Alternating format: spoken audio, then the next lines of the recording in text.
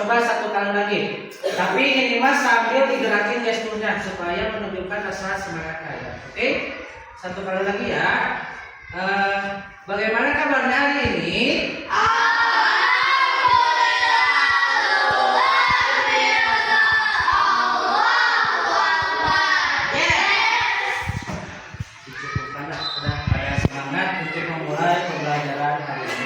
Tapi sebelum melanjut ke pembelajaran, alangkah baiknya kita berdoa terlebih dahulu untuk mendapatkan keselamatan, barokah, syafaat dan manfaat dari Allah Subhanahu wa taala supaya pembelajaran kali ini berjalan dengan penuh hikmat dan dilancarkan. Oke?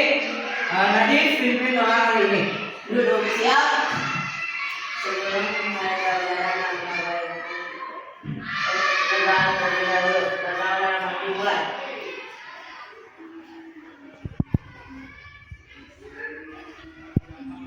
berdoa selesai. Ya, terima kasih Nadif. Pertama-tama Pak Ali mau mengabsen kehadiran terlebih dahulu. Coba sebutkan hari ini yang nggak hadir. Dari laki-laki dulu deh. Laki-lakinya siapa hari ini yang nggak hadir? Siapa ada tadi? Jidan sama? Ya, Jidan sama Putra. Ada yang tahu nggak mereka berdua kenapa? Sakit Pak. Oh iya. Kalau nggak salah, mama atau orang tua dari Putra menginformasikan kepada Pak Ali bahwa Zidan hari ini sedang sakit dan Putra sedang ada keperluan. Kalau perempuannya hari ini yang nggak sekolah siapa? Ancila sama? Pokoknya mas semoga saja yang hari ini ada keperluan dan juga kurang sehat ya dalam melaksanakan pembelajaran. Syafaqillah semoga Allah memberikan kesehatan dan bisa cepat mengikuti pembelajaran. Oke, pertama-tama sebelum memulai pembelajaran, Pak Ali ingin kalian menaikkan rasa semangat kalian untuk pembelajaran hari ini, tapi melalui istilahnya lagu kebangsaan yang ada di Indonesia supaya mempererat dan mempertumbuh kita sebagai warga negara Indonesia. Semuanya berdiri dulu. Ikuti lagu Garuda Pancasila, tapi hanya cukup satu stanza aja, oke?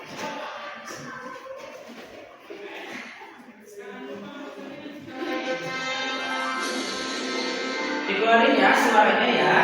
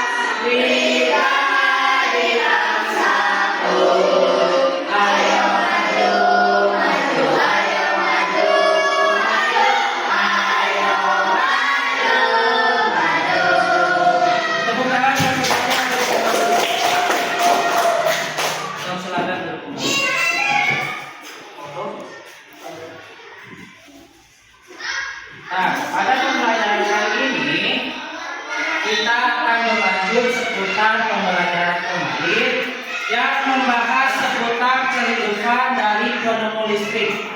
Ada yang tahu nggak penemu listrik itu siapa? Sebutin salah satu. Coba ngacung siapa yang bisa? Nabi siapa penemu listrik? Ya? Ya, Michael Faraday. Di pertemuan minggu lalu kita sudah membahas seputar bagaimana Michael Faraday dan sekilas seputar informasi profilnya dari kehidupan dari awal dia lahir di mana, tinggal di mana, dan bisa menemukan listrik itu seperti apa. Kita akan kilas kembali. Coba buka bukunya di halaman 10. Pembelajaran 2 seputar penemuan yang mengubah dunia. Coba dibuka dulu bukunya.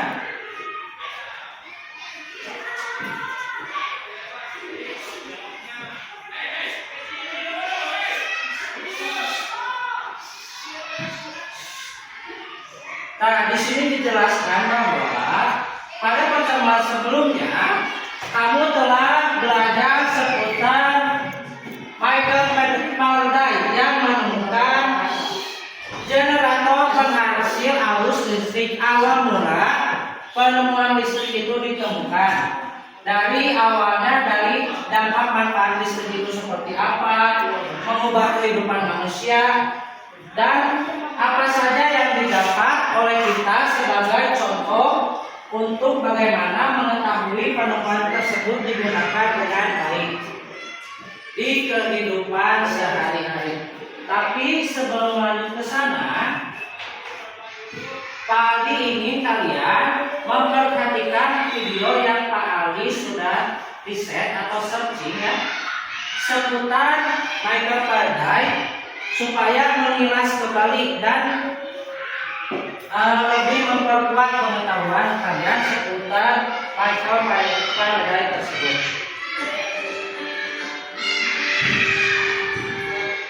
Seorang ilmuwan Inggris yang mendapat julukan bapak listrik bernama Michael Faraday.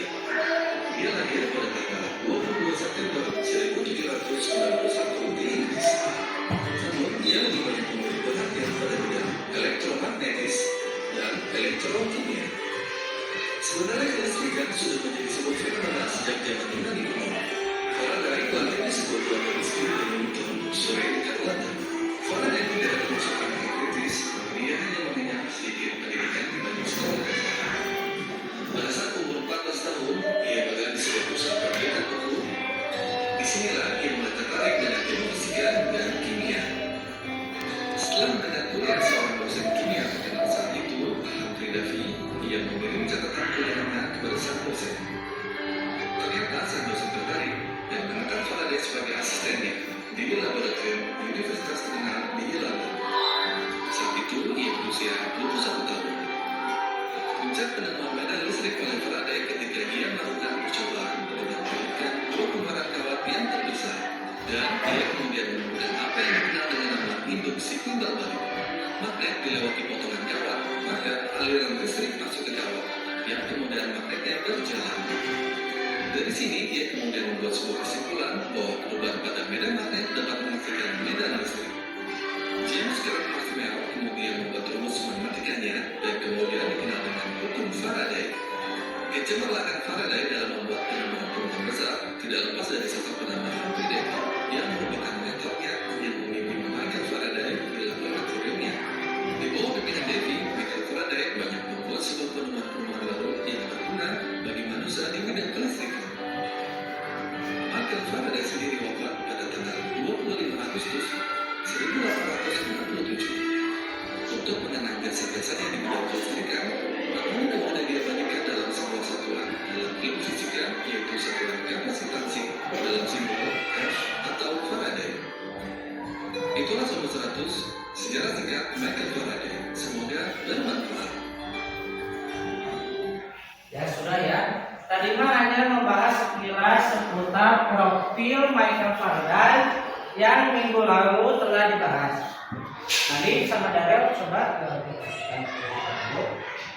setelah membahas pembelajaran di minggu kemarin, kita akan mengkaitkannya dengan seputar hak dari penggunaan listrik bagi kehidupan kita. Tapi sebelum lanjut ke sana, Pak Aldi mau menjelaskan tujuan pembelajaran hari ini adalah supaya kalian tahu seputar hak dalam kehidupan sehari-hari, dan nanti akan dikaitkan sama penemuan listrik dan manfaatnya bagi kehidupan sehari-hari, terus dikaitkan sama hak dalam kehidupan kita sebagai warga negara untuk menggunakan keperluan listrik. Tujuan yang pertama itu adalah menentukan hak dalam kehidupan sehari-hari dengan benar. Terus yang kedua, mempengaruhi hak kalian dalam kehidupan kalian. Terus selanjutnya, siswa mampu mengidentifikasi contoh interval yang benar seputar kelistrikan. Tapi itu nanti akan dibahas di pertemuan selanjutnya, dan kita akan sekalian membahas seputar kewajiban dalam sebagai warga negara. Karena ini pembelajarannya seputar penemuan yang mengubah dunia, tapi nanti dikaitkan ke hak dan kewajiban. Sebelum lanjut ke sana, coba amati gambar di halaman 10. Tapi sebelum lanjut nih, ada pertanyaan nggak seputar profil Michael Faraday tadi? Coba yang ada pertanyaannya, ajukan tangan. Bisa ada pertanyaan? Tidak ada. Karena ada pertanyaan? Ada? Tidak ada. Berarti dengan diamnya kalian mengerti semua ya, karena telah dibahas juga di minggu kemarin, dan sekarang istilahnya mengkaitkan ulang dengan pembelajaran baru hari ini. Coba lihat di halaman 10. Amati kamar Edo berikut ini. Pertama-tama Pak Ali mau menanyakan, di kamar Edo itu ada benda-benda apa aja sih? Lampu, terus apa lagi? Kipas, lalu ada apa lagi? Radio, lampu. Tapi selain peralatan yang menggunakan listrik, ada lagi nggak peralatan yang tidak menggunakan listrik? Ya, buku, meja, terus? Ya. Itu semua merupakan hak yang diterima oleh Edo sebagai warga negara Indonesia, dan hak itu diterima di lingkungan keluarganya ya. Jadi nanti kita akan mengaitkan hal tersebut ke dalam pembelajaran hari ini. Nah, selanjutnya yang pertama-tama, coba tuliskan manfaat yang mungkin Anda ketahui seputar benda-benda yang ada di kamar Edo. Manfaatnya, tapi penggunaannya dalam kaitan penggunaan listrik. Ada yang tahu manfaatnya apa aja? Misalnya kayak radio, manfaatnya apa? Kipas, terus radio listrik. Ada yang coba sebutin salah satu aja. Ya, manfaatnya buat apa ada? Ya, bagus. Lampu belajar untuk menerangi saat kita belajar. Karena yang kedua karena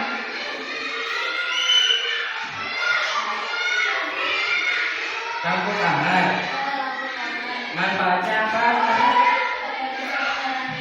Ya, agar bisa menerangi saat di kegelapan. Bagus sekali. Selanjutnya kita akan beralih ke diskusian selanjutnya. Nah, sekarang lanjut ke hak kalian sebagai warga negara, tapi di rumah kalian. Coba sekarang kalian diskusikan bersama teman sebangkunya. Benda-benda listrik apa saja yang kalian punya di rumah kalian, terus manfaatnya apa dalam kehidupan kalian. Oke?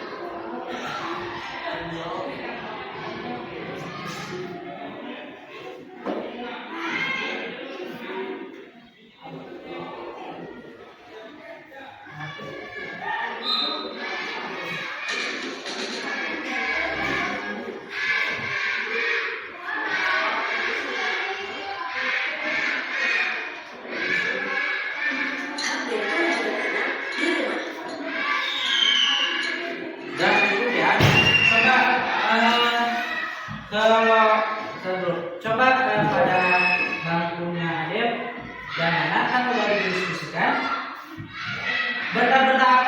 benda-benda listrik apa saja yang kalian punya dan manfaatnya apa. Coba sebutkan salah satu. Ya, lampu ruangan. Manfaatnya buat apa, Adep? Ya, untuk menerangi setiap sudut ruangan. Sekarang Musnah sama Siti hasil diskusinya apa? Sebutkan salah satunya. Kipas angin. Manfaatnya buat apa, Siti?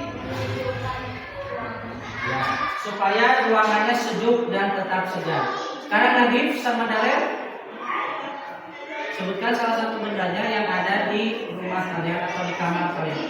Ya, mesin cuci. Tujuannya buat apa, Darel? Manfaatnya?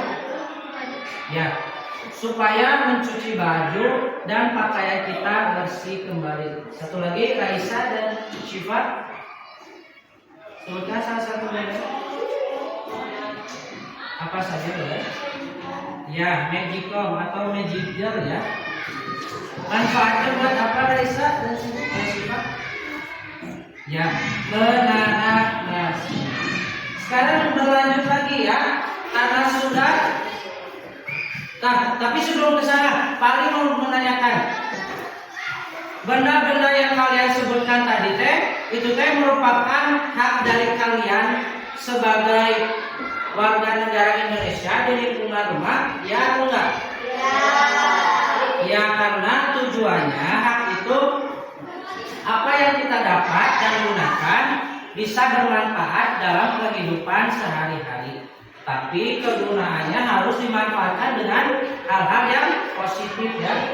Tapi selain hak yang berkaitan dengan benda juga ada hak yang berkaitan dengan pribadi kita, dari pendidikan pula, terus lagi dari masalah kesehatan dan lain-lainnya itu bisa terjadi. Pak Ali ingin kalian memperhatikan ini pengertian hak dan kewajiban. Tapi kita akan membahas seputar haknya terlebih dahulu, oke? Halo teman-teman, sebelum nonton videonya, subscribe dulu channel Bulu, like deh. Teman mungkin sudah mendapatkan kewajiban, tergantung dan kewajiban di rumah. Sementara sebagai pelajar, kita punya hak dan kewajiban di sekolah. Orang tua kita punya hak dan kewajiban di rumah dan di tempat kerjanya. Guru-guru juga punya hak dan kewajiban di sekolah.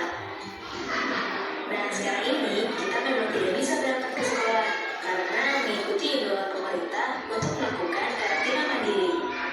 Sudah beberapa minggu. Ini mas saat berlakunya COVID-19 ya. Tapi ini langsung saja kita lakukan. Yang harus kita dapatkan saat berada di Hak kita saat di rumah yang pertama adalah mendapatkan minuman dan makanan. salah satu hal yang harus kita Selanjutnya, dan keamanan. yang kedua mendapatkan perlindungan dan keamanan. Di rumah adalah mendapatkan perlindungan dan keamanan. Kalau orang tua malah kita pergi ke suatu tempat atau malah kita melakukan sesuatu, kita harus menurutinya. Sebab itu merupakan bentuk perlindungan dari orang Nah, tua. itu tujuannya supaya kita mendapatkan perlindungan dari kedua orang tua kita yang ada di rumah. Selanjutnya, mendapatkan kesejahteraan hidup. Ini bisa berapa? Keempat, mendapatkan bimbingan. Yang keempat ada mendapatkan bimbingan saat belajar, yaitu bisa seputar pendidikan, terus apa yang kita pelajari. Cukup dan sampai di sini.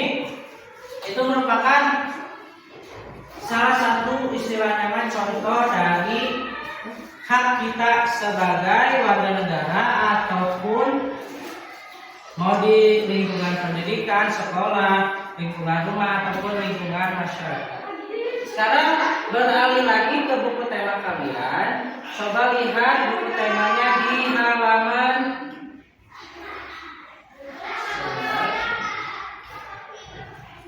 di halaman 12. Di sana ada lembar jawaban siswa yang mungkin lima benar-benar harus diisi, tapi dikerjakan secara berkelompok. Oke? Kelompoknya kayak gini aja. Husna sama Cindy berkelompok berkelompok sama Nadif dan Darel, dan Hana sama Adelia berkelompok sama Raisa dan juga Syifa. Kita dibagi ke dalam 2 kelompok, oke? So, sekarang yang barisan depan bisa membalik ke belakang.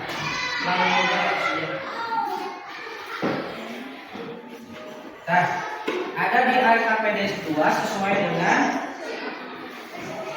jawaban yang ada di sana. Kalian paling ini kalian mengisi pertanyaan ini. Ini nanti sudah sama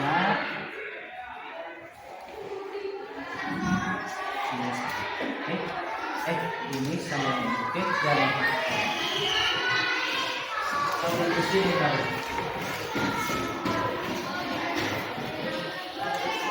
Ini sama ini, oke?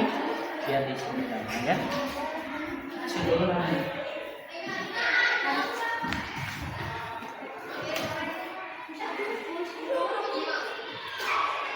Di sana dijelaskan, kalian harus memperhatikan dulu gambarnya. Dari keempat gambar itu dijelaskan deskripsinya. Yang pertama, hak di rumah seperti apa, hak di sekolah seperti apa, dan hak di tengah masyarakat bagi kalian seperti apa.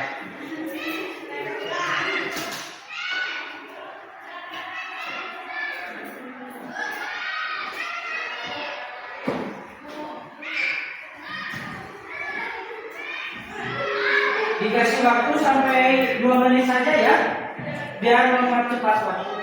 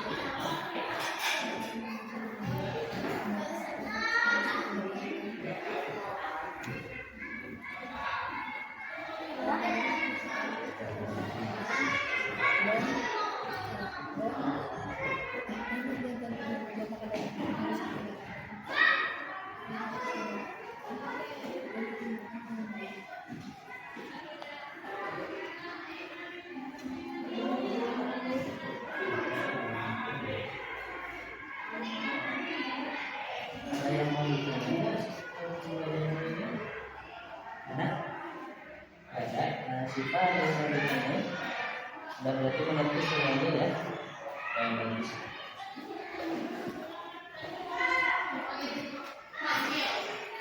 Dan isi semuanya. Cindy ada yang mau ditanyain nggak sebetulnya? Apa Ustaz? Nanti ada yang mau ditanyain? Tidak.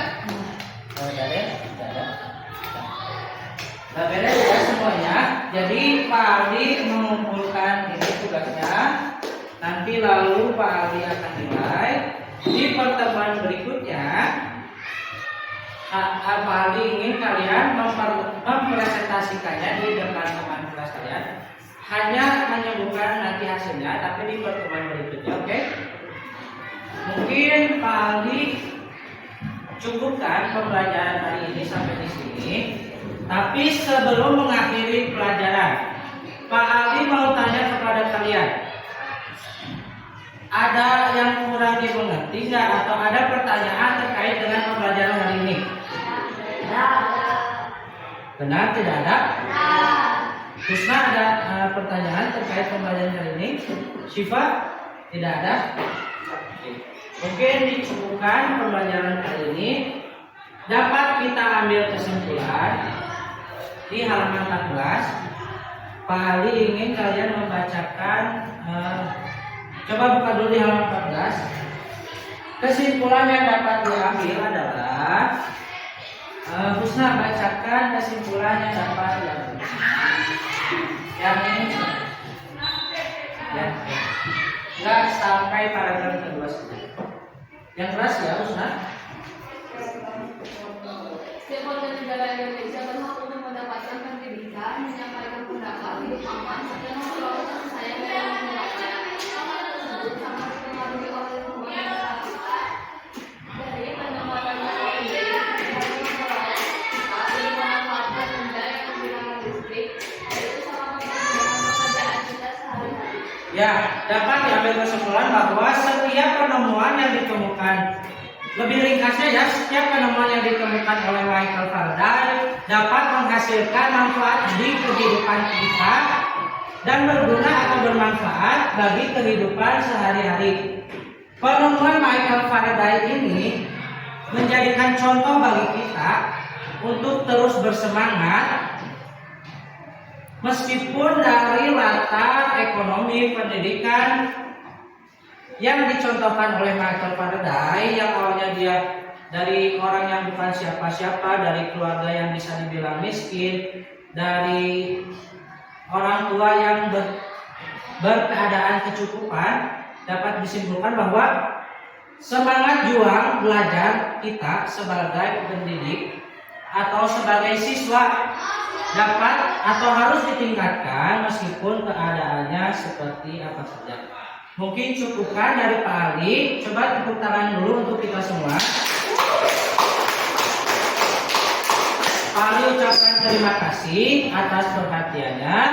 Assalamualaikum warahmatullahi wabarakatuh.